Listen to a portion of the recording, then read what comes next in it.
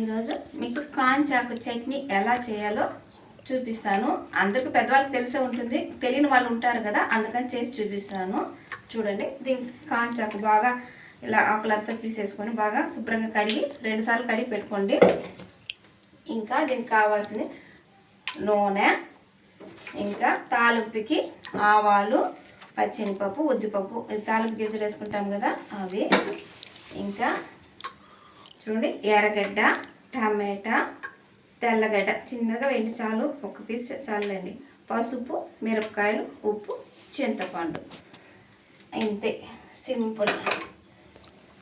ఇప్పుడు stove on చేసుకునేసి చూడండి నూనె పోసుకుందాము.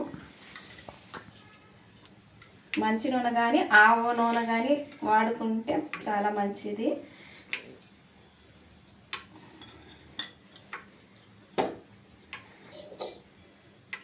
ఇలా నూనె వేడెక్కాక చూడండి ఇలా ఫస్ట్ మిరపకాయలు వేసేద్దాము.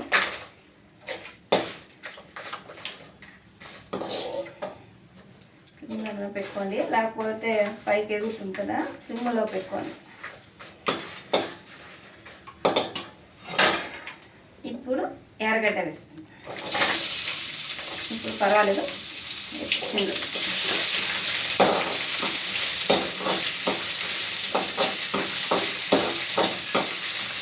కదా, ఎర్రగడ్డ వేసేద్దాము.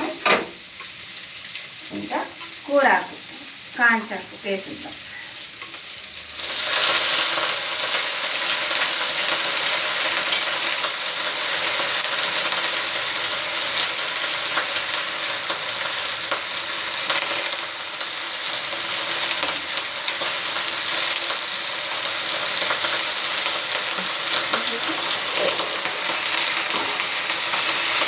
బాగా కలపెట్టుకోవాలి. ఇలా పైకి కిందికి, దీనికి నీళ్ళంతా ఏం పోయాల్సిన అవసరం లేదు, అలాగే ఆకు కూడా వాటిపోతుంది.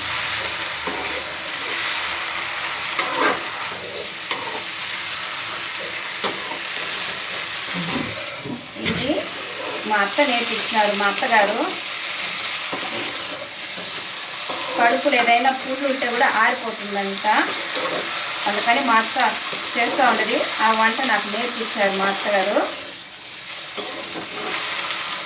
చాలా బాగుంది.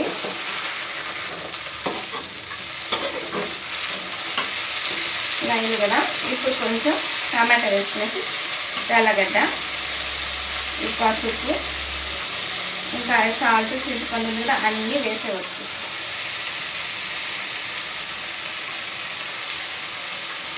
అంతే, ఇంకా ఇలా ఒకసారి వాడుకుంటూ అనుకోండి. చూడండి, నీళ్ళు పోయాల్సిన పనే లేదు, అలాగే ఇదైపోతుంది, డ్రై అయిపోతుంది.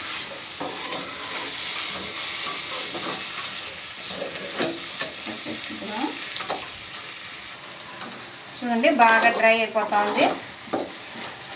ఇలా చూడండి, నీళ్ళే పోయలేదు, ఆ టమాటా ఆ కూరాకులో ఉండే నీళ్ళే ఇలా అయిపోయింది, చాలు. ఇది బాగా ఆరించి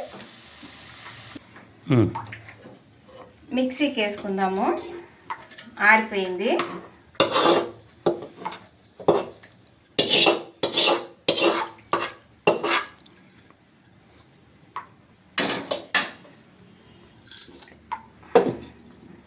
గ్రైండ్ చేసేసుకునేసేయండి. పక్కన స్టవ్ ఆన్ చేసుకునేసి నూనె వేసుకోండి, చాలు.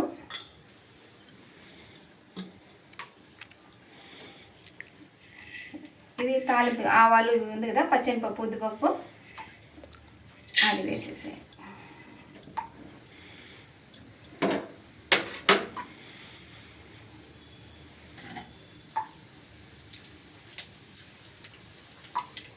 కూరాకుల్లో ఇది చాలా మంచి. ఇది మనకి ఏదైనా కడుపు ఉంటే కూడా ఆరిపోతుందని మా అత్త చెప్పారు. బాగా మీరు ట్రై చేయండి, పెద్దవాళ్ళు చెప్పారు.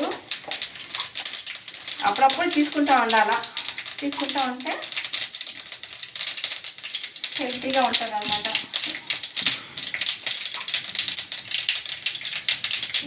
ఇలా వేసేసుకోండి.